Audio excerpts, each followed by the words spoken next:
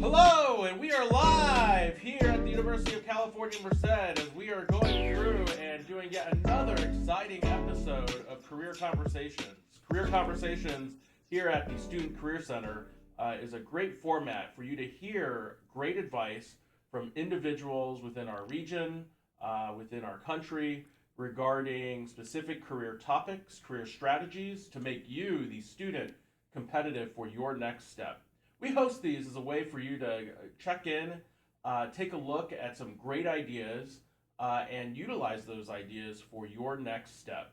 Today, I am joined by Amanda, and she is a CUPA Hazmat supervisor with the County of Merced, who really is going out there making sure that our county is safe, and that you, the student, since you are in Merced County, are also safe in our community. So thank you, Amanda. How are you doing today? Hi, I'm doing good. Thank you for having me. You're welcome. So today, we are going to start with the question.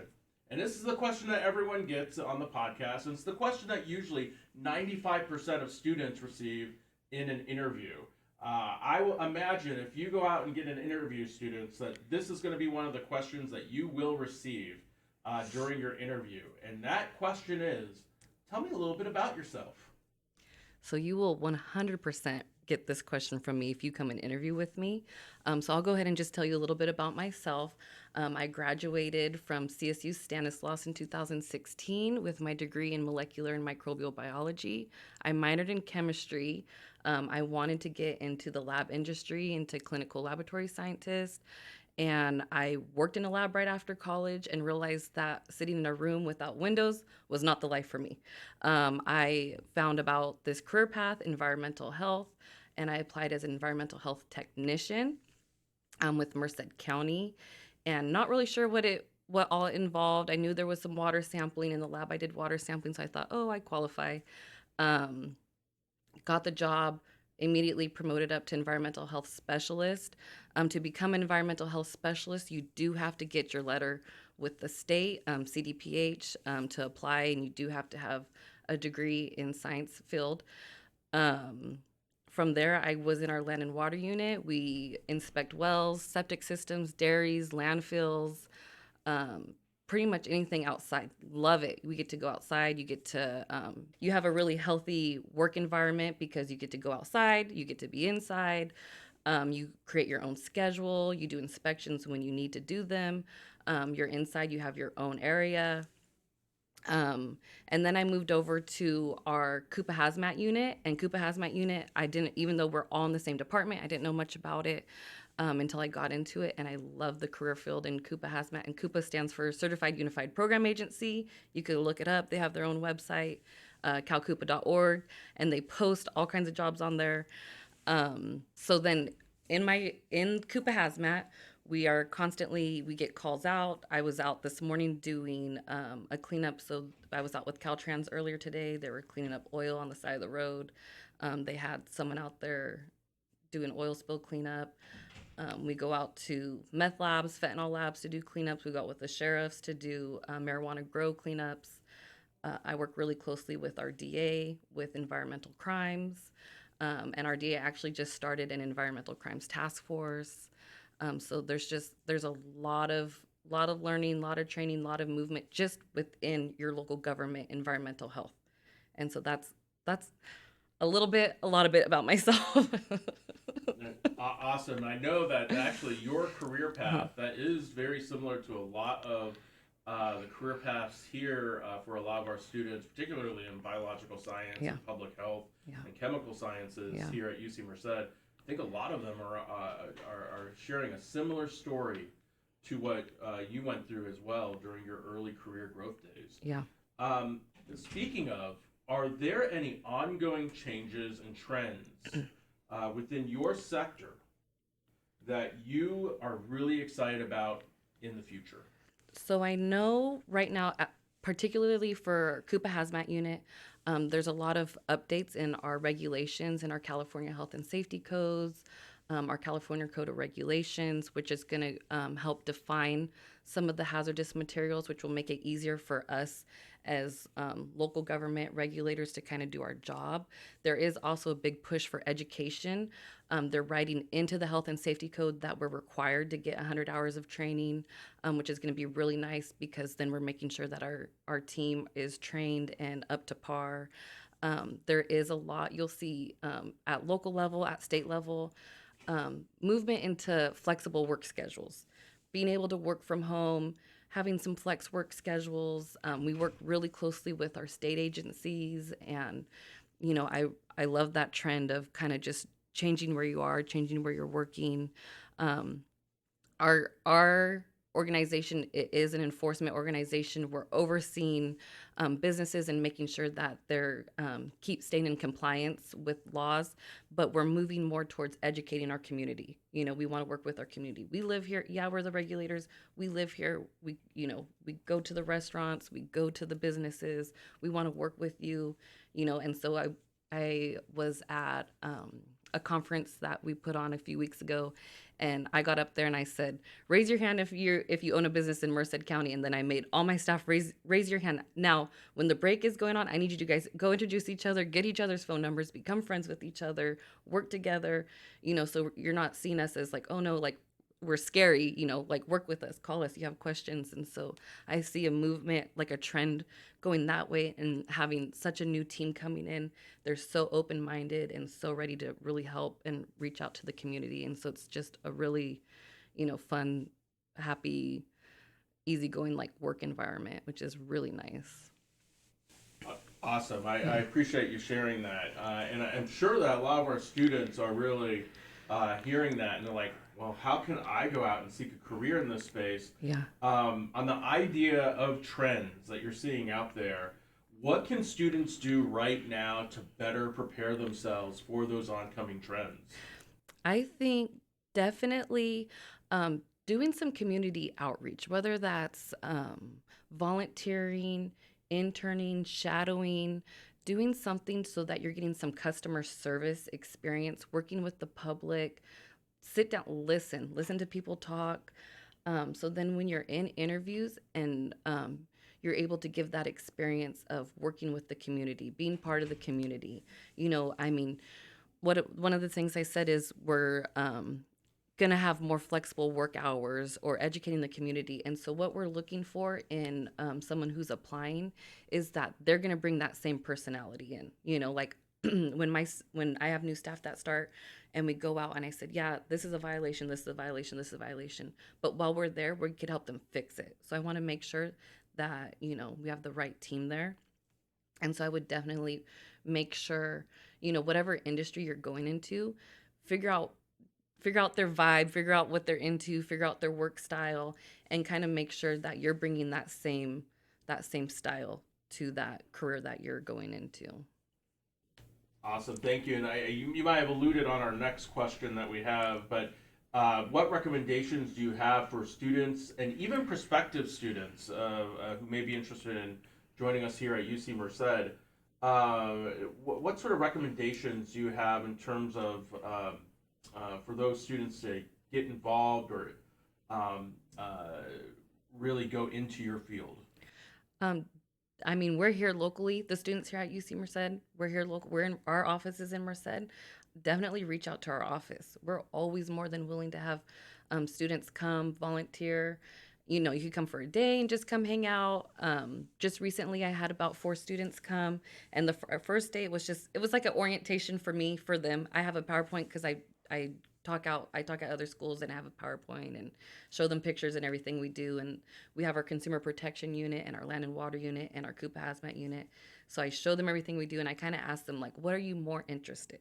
Are you interested in industry? Are you interested in restaurant and consumer protection safety? Are you interested in soils and water and dairies and how they're doing anaerobic digesters and catching methane gas and you know doing stuff with that? And then I'm able to kind of point them in the direction of maybe what they're most interested in, right, within our unit. So I had 4 people come. 2 people are really interested in hazmat. 2 people are really interested in land and water and want to learn more about soil profiles. And so I'm getting them all connected with each other. So definitely reach out. It's nice to get to know new people coming into the industry too. So the first time I meet you isn't in an interview, you know. And if you're going to go interview at another county, I have friends at other counties and you use me as a reference. And yeah, they volunteered for 6 weeks and they did great. So I would definitely say reach out, call, email, you know, everyone's always interested in having someone come volunteer or shadow. I think that's great advice. I always say shadowing experiences, a lot of times, if they're extended shadowing experiences, they're like externships. Yeah. A lot of times those turn into internships, which turn Mm-hmm. into full time positions. And so Yes. I think that's a good formula for students and any prospective students also, whether or not you choose UC Merced or not. That is good advice. Go out, get connected, shadow, explore. I love that advice. Well, and also, it lets them know if they like the career field. Also, you get to go in it and kind of spend some time in it, and they could say, "This is not for me." And maybe they're early on in their education, they want to just change their whole career path, or so it's good both ways. Really good both ways. Exactly. I think it's terrific advice. Now we come to our next question. Now, fans of the show know that I am not a fan of bubblegum flavored ice cream. I despise it. I just don't get it. I don't get it. If you're gonna want that flavor of bubblegum, why not just chew bubblegum? Why eat something that you're gonna swallow that flavor? I just don't get it. My question for you is, what is your favorite ice cream flavor, and why not bubblegum? Bubblegum flavored ice cream reminds me of like your childhood when the ice cream man's coming around, and I always wanted like the Ninja Turtle ice cream with the piece of bubblegum in it. Or like, that's what I think of when I think of bubblegum ice cream. But I kind of have two answers right now. I'm kind of doing keto, and so it was my son's birthday last night, and we had cake and ice cream, and so I don't know if this is gonna sound gross, but I had Cool Whip with whipped cream on it because there's zero carbs in there. But when I'm not like trying to diet, I think it's called Gold Medal Ribbon from Baskin Robbins. It has caramel and chocolate, and it's probably just like the most high calorie packed ice cream that you could find. By the way, they're getting really good at like some of these zero sugar, zero carb ice Yeah, creams that are on the marketplace. yeah, yeah, I don't know if they have like a full fledged $1 billion lab yeah, trying to create these ice creams, but yeah, they are incredible. yeah, yeah, You could they're getting really yeah, good at it. yeah, yeah.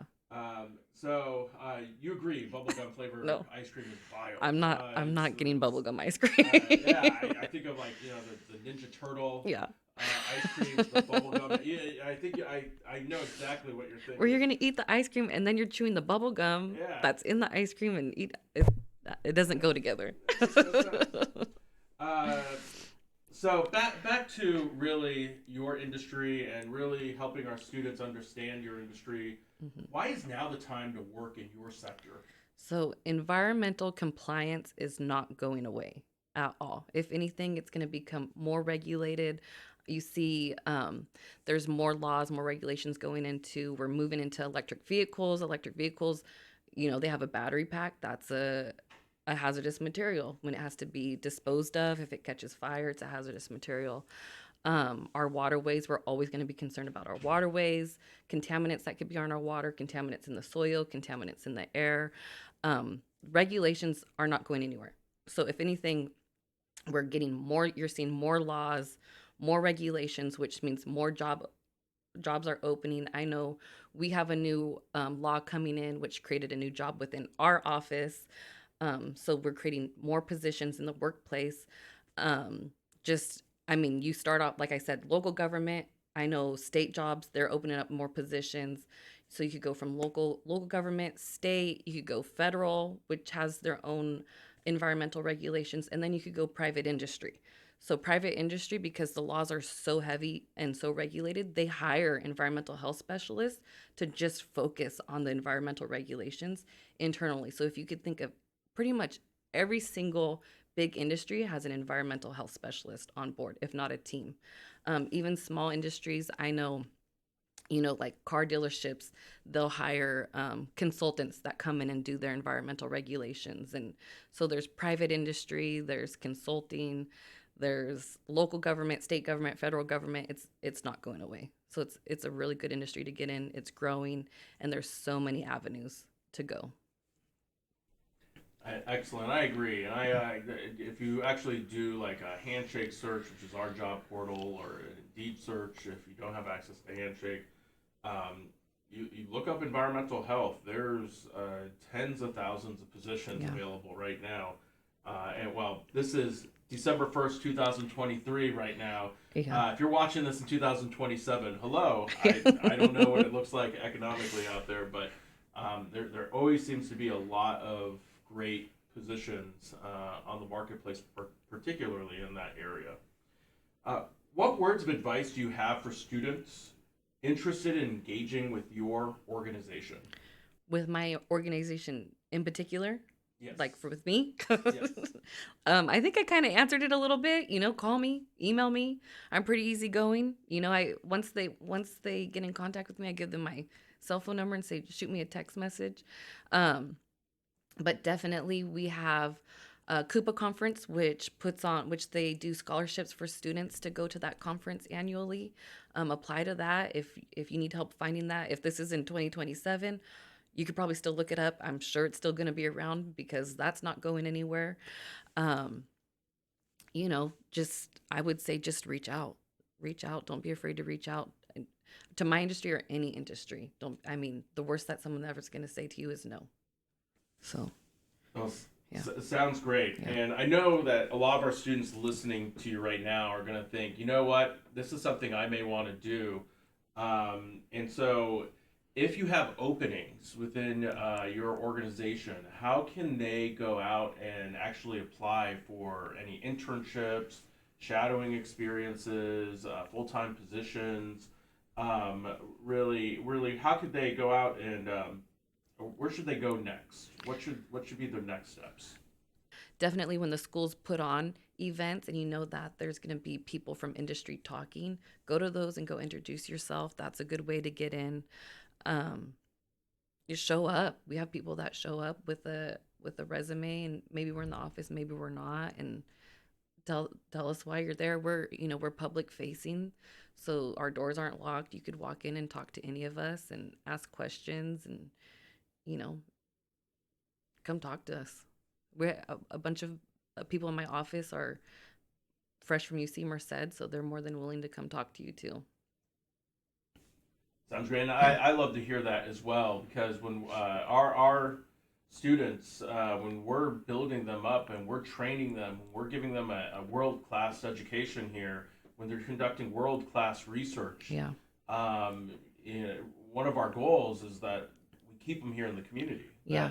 They stick around, that they help build out this great region. Yeah. And so I'm very happy to hear that. Yeah. And it's great, like I said, locally or even state level and regionally within our region, they have environmental scientists that conduct different type of research. And so it's a great career path to get into. Well, thank you, Amanda, for stopping by the studio today. Really appreciate your insight. Really appreciate your passion to help our students thrive. And students, hope you do take this advice and go off and apply for your next steps. In addition, you'll see after this video is completed a new set of series of career conversations. Feel free to go through those. We have an entire library of these interviews and conversations available to you right now. So thank you for joining us today. Have a great rest of your day, and hope to see you at the next Career Conversation episode. Thank you so much. Thank you.